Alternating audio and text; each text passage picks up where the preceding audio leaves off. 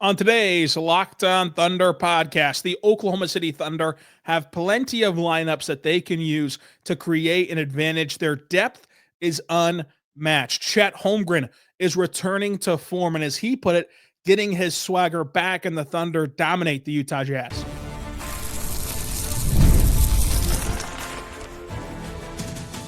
You are Locked On Thunder, your daily Oklahoma City Thunder podcast. Part of the Locked On Podcast Network, your team every day. Let's get it going on the Locked On Thunder podcast, on the Locked On Podcast Network, your team every day. I am your host, media member, and beat writer for Thunder on SI, Rylan Stiles. Follow me on Twitter at Rylan_Stiles. Follow the show on Twitter at LOThunderPod. Email the show, LOThunderPod@gmail.com. On today's show, we're diving into the Oklahoma City Thunder dominating the Utah Jazz. The Thunder's elite defense stood out in this game. The rich get richer with how healthy the Thunder are getting. The offense is finding its groove as Chet Holmgren finds his swagger back. All on today's bonus episode of Locked On Thunder, the seventh show of the week, if you count the NBA Squad show, which is a lot of fun. That's our new roundtable with all of the other Western Conference hosts that you can go find on this feed, as well as the Locked On NBA feed. And on today's show, we're diving right into this game against Utah. And the first thing that stands out from this wire-to-wire win, where at one point the Thunder had a 25-point lead, but for the vast majority of this game controlled a double-digit lead en route to a 130-107 win, is the amount of looks the Thunder can throw at you. You look at this first quarter alone, just the opening frame, 12 minutes.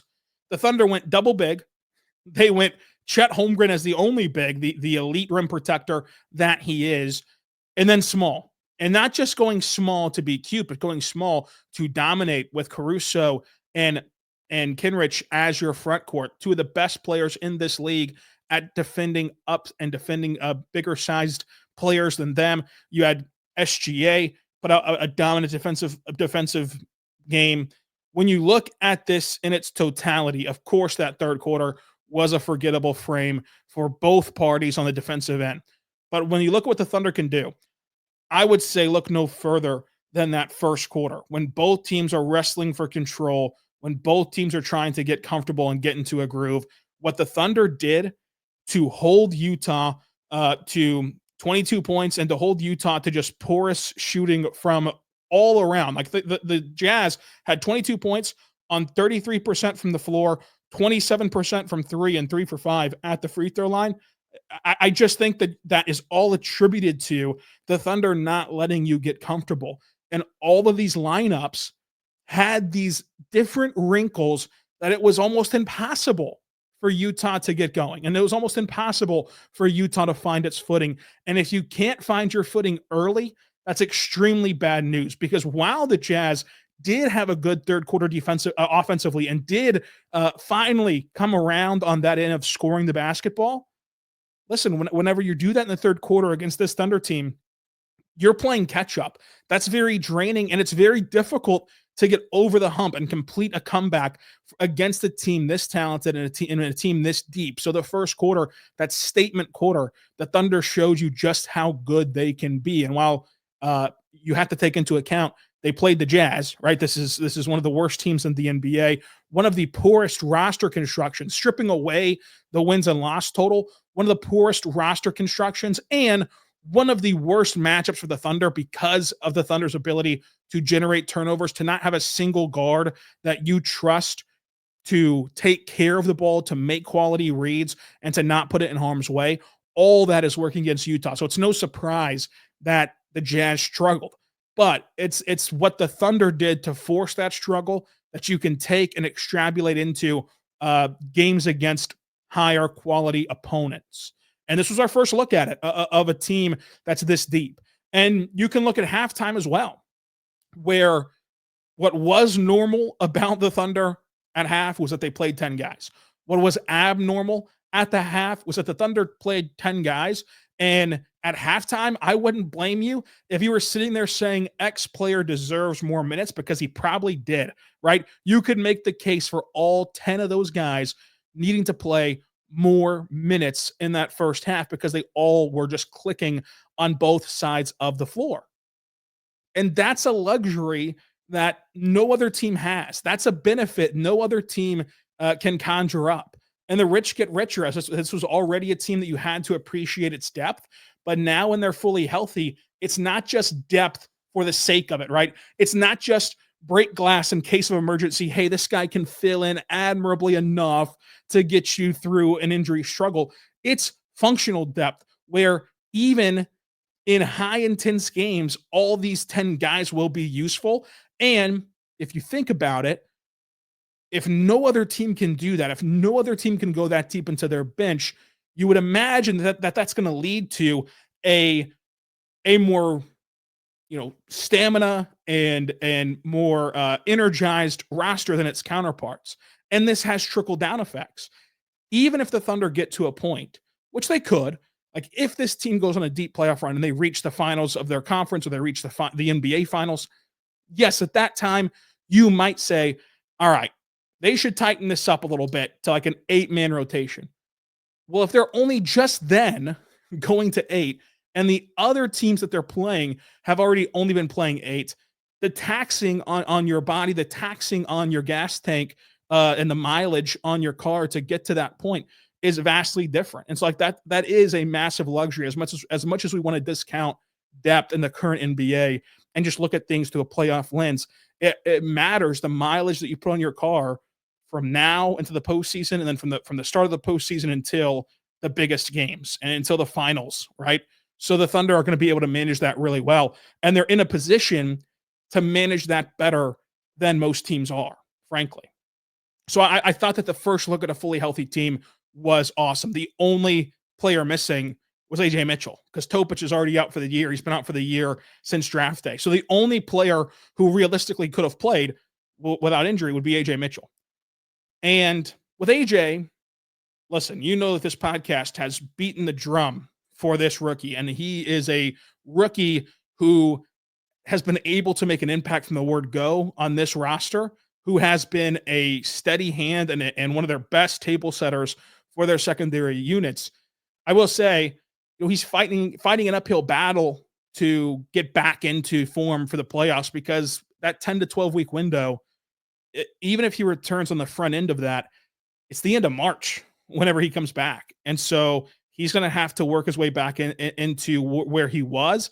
And then at that point, you're talking about a rookie who's played only a handful of games, and are you really going to toss them into a playoff setting? So this was your playoff rotation. This was your playoff look. And Jay Will was the DNP CD. And then I don't want to take a victory lap in the sense of meaning that Jay Will never play again, because he's going to. He could play as soon as Sunday, because Jay Will is a great player to have in your locker room. He's a great teammate to have, and these guys all rally around him. These guys all love Jay Will. And Jay Will does deserve a ton of credit for the way that he competes. I mean, you've seen it throughout his entire career, since the day he showed up in Oklahoma City, when Chet goes down or when injuries pop up, and whenever he's thrusted into roles like a starting role or a backup role that you never accounted for when you drafted him, he goes out there and works. He goes out there and tries his best and is able to do enough to be passable. But as this roster's been flushed out, as this roster's gotten healthy, you see tonight that ideally, you're not really playing Jay Will. And again, they still need Jay Will. They need Jay Will for the rest of these 28 games, now 27 games, to manage as soon as Sunday the back-to-back with the Timberwolves, the back-to-back with Denver, because you still, I think, are going to want to manage Chet Holmgren's minutes in these back-to-back stints and these short turnaround games. But tonight, I thought you saw these are the 10 guys. These are your 10 guys that you're going to roll the ball out there and play with in the postseason. And I don't say that as a detriment or as a discreditment to Jay Will or AJ, two guys who were in the rotation at points this season. But you look at last year's playoffs, and for as many roster concerns as last year's team had, and for as abnormal, right, as Mark handled the playoffs, where he didn't just go to conventional wisdom and only play 7-8 guys, they still struggled to find minutes for Kenrich Williams, who, when they did play him against Dallas, turned the tide of a series and turned the tide of a game with his physicality and with his kind of veteran leadership. And so that's how tough it is to get opportunities in the postseason. So I do think that while it was just the Jazz, while it was a team who is tanking and who is not a threat, even in the slightest, even in the regular season, uh, you can still take something from how they handled the lineups and rotation from this game. So the different variations of this team, whether it's going double big, single big, or small ball, it's all functional. It all works. And most importantly, it all creates advantages for the Thunder. And this was your first glimpse at why people are picking the Thunder as title favorites. People are picking the Thunder as West favorites because of what they displayed against the Utah Jazz. Coming up, their offense certainly clicked throughout this game. Chet Holmgren got his swagger back. We'll talk about that and more on today's show. But first, I want to tell you right now about our good friends over at DoorDash. Go check out DoorDash today. NBA fans, get ready. As they swish, you save thanks to Dash Pass. Every time a player drops 50 or more points in a game, you score with a huge deal the next day. It's simple. When a player scores 50 or more in a game, you score. So long as you're a Dash Pass customer, when any player scores 50 or more in a game during the 24-25 NBA regular season, Dash Pass members get 50% off an order, up to $10 off the next day from noon till midnight. It's perfect for if you want to have a game day feast after an epic 50-point performance, when you want to celebrate watching other NBA games, ordering wings or pizza or burgers from your favorite spot delivered straight to your door. You can do that with Dash Pass, even having lunch to go the next day after staying up late to watch the game. Maybe you didn't prepare your lunch with Dash Pass. You can get your favorite meals for $0 delivery fee and reduced service fees. Plus now you save even more with this exclusive NBA offer. Just go sign up today at Dash Pass and be ready to save. When any player scores 50 or more points, Dash Pass members get 50% off an order the next day, up to $10 off. Just use promo code NBA50 from noon to midnight after a 50-point game on eligible orders at participating locations. Must have an active Dash Pass account. Terms and conditions apply. Visit DoorDash to learn more. We're back on the Locked On Thunder podcast, on the Locked On Podcast Network, your teams every day.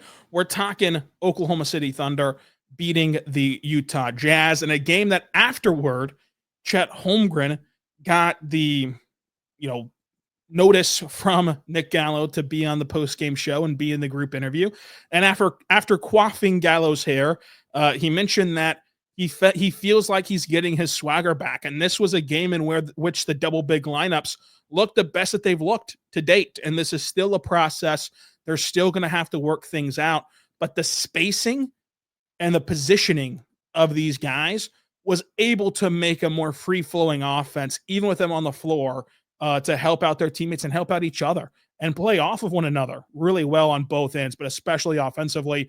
Right out of the gate, you saw Chet Holmgren have a movement three, which was really fun off the opening tip.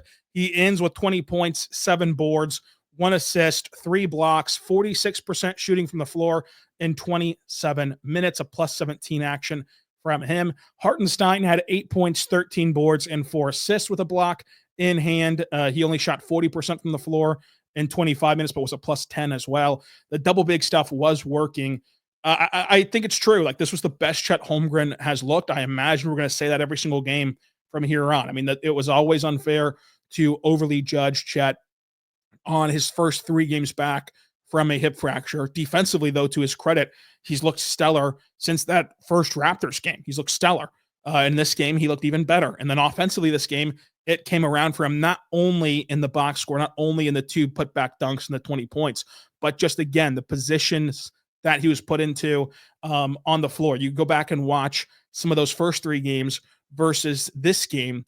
They understood where to be, like where Chet was on the dunker spot and Hartenstein was operating in the high post above the elbow. And that freed up corner threes, that freed up cutters, that freed up SGA, who, while SGA had a quiet game, and like the immediate reaction is to say, well, he had to defer to other players, or it's just too congested from the drive. That's twofold. Number one, most teams don't have what Utah has. For as bad as Utah is, they do put out lineups of really lengthy, big players in the paint. But number two, Shai also just missed some shots that he normally makes. And so we're so used to making them that whenever he doesn't hit that elbow jumper and missed a couple open ones, like, and his box score only shows 20 something points, we just think it was an off night from Shai. It's going to happen, right? I don't think that that's directly correlated to the double big stuff. I will say, I think that the double big lineup, they're sort of playing catch up a little bit of, you've been envisioning this since July. You understand that in the playoffs, there are going to be times where you have to go double big. That's a certainty. But there's also this element of they kind of know what they have, right? They know what they have in the single big stuff, in the single big lineups. And there's a realistic chance that that's your best look. And whether you're starting both of them and yanking Hartenstein off the court quickly, sort of like what you did tonight, or whether you're just starting one of them, like the bulk of the game is played with one center on the floor, and then you throw that curveball of, hey, here's two bigs for you, and it goes back to that first segment of wrinkles. I also think that Shai deferring a bit, and which he did defer. He did set his teammates up better in this game. He was in control of this game as a lead guard. I think that that's actually a good thing because Shai himself has been very introspective this year every time that last postseason has been brought up. And one of the things he talks about is he talks about how he did not do enough in the regular season to get his team prepared, to get this roster prepared for what the playoffs require, what it requires to have guys step up alongside you if you're an SGA.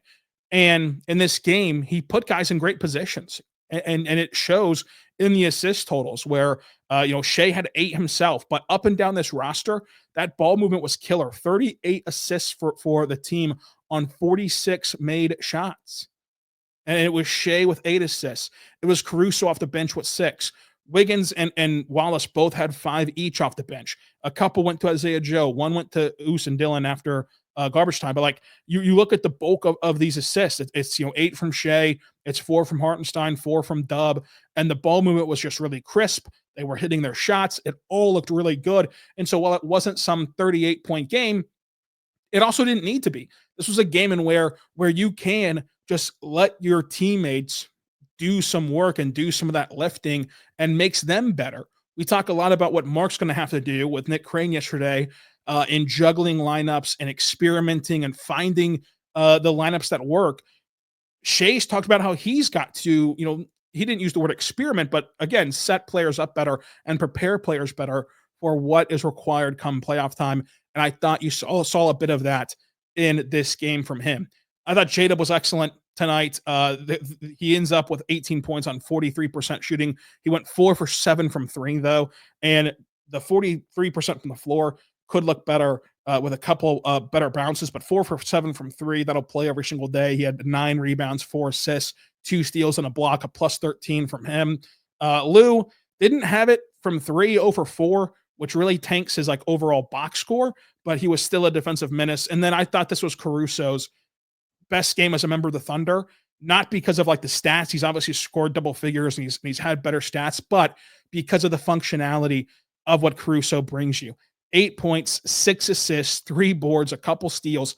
And you just look at the way he was used as a ball mover, and it's not like your traditional walk the ball up the floor and find the open man, but it's seamless cutting, and then you get the ball and you immediately redirect it with a touch pass to the other side of the lane, or you kick it out and skip it to the corner, or you get the ball and fire it across court to an open 3-point shooter. Wiggins did some of that same stuff where early on, as he finishes with double-digit points with 12, early on, though, his best play of the night was whenever he got the ball thrown to him in the slot and he skips it to the opposite slot for an Isaiah Joe 3 and just moving the defense in that way. And these are things that the Thunder could not do last year a ton with their off-ball players.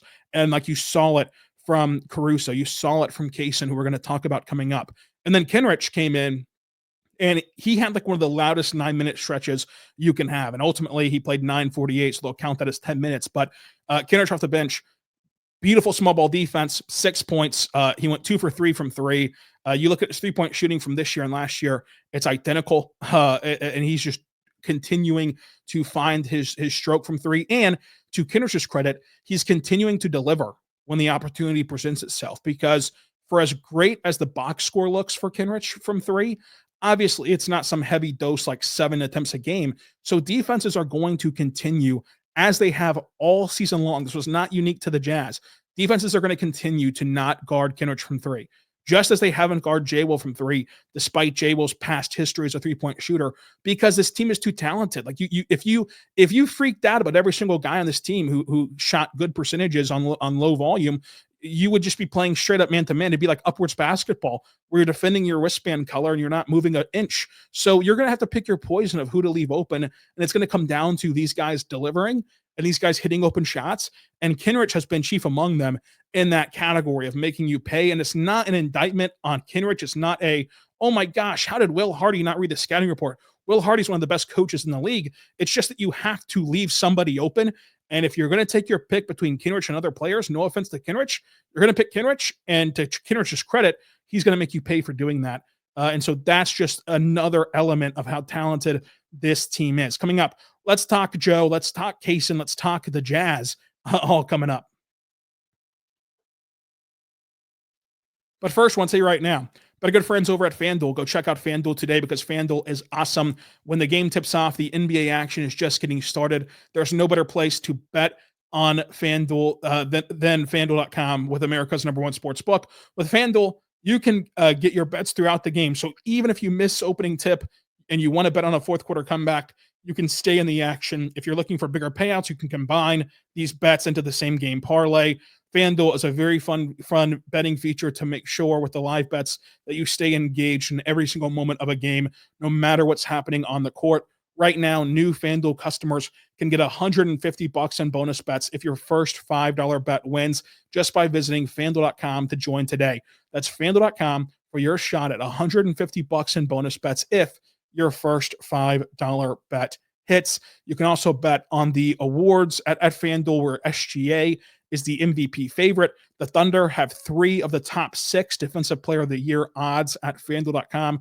Go check them out today at FanDuel. We're back on the Locked On Thunder podcast, on the Locked On Podcast Network, your teams every day. Thank you so much for making us your first listen every single morning, every single day. We're here for you talking Thunder basketball. Folks, let's talk Cason Wallace. Like, the 22 minutes from Cason were spectacular. 10 points, 5 assists, 3 boards, 2 steals. He was an absolute safety out there. Like, the Ed Reed comparison that Mark made on his draft press conference is the best comparison you can make for Wallace, the way he reads and reacts to what offenses are doing and creates advantages for the Thunder. The stuff he does on that end is stuff that second-year players aren't supposed to be able to do. I think it's an element of how good he is as an individual, how seriously he takes preparation, and how he's able to function off of high-end defenders. Like, Cason's trajectory is a top 5 defender in this league. Like, that's Cason's trajectory as a second-year player. As a second-year player, he is playing a difference-making role on a team that has a historic net rating best in the league history, and a team that is cruising its way to the 1 seed, and a team that's cruising its way to being title favorites. And that's all Cason Wallace. And it's partly because of what he does offensively. Offensively, he's not going to generate a ton of highlights, but he is going to do the dirty work in the sense of the forgotten work. Like, you might look at this game and like his 5 assists, you might close your eyes right now and can't directly link it to how those assists happen, but I'll tell you how they happen. It happened from Cason cutting through and moving the defense, getting the ball and redirecting it to the corner. It happened from Cason getting the ball in the corner and letting the defense close out on him and kicking it back, swinging it over to the slot. It happened from Cason Wallace just being able to see the floor at a level that second-year guys are not supposed to read the floor at. And he went 2 for 4 from 3. He plays off ball in such a complimentary way to these guys by cutting backdoor, by floating his way to the dunker spot as a safety net, and by cashing in stationary catch and shoot threes. These are all stuff that you need whenever you play off of ball dominant guys like Shai, and he does it to the best ability of anyone. So credit to Cason Wallace. Isaiah Joe went 3 for 6 from 3. He went 5 for 9 overall for 15 points off the bench.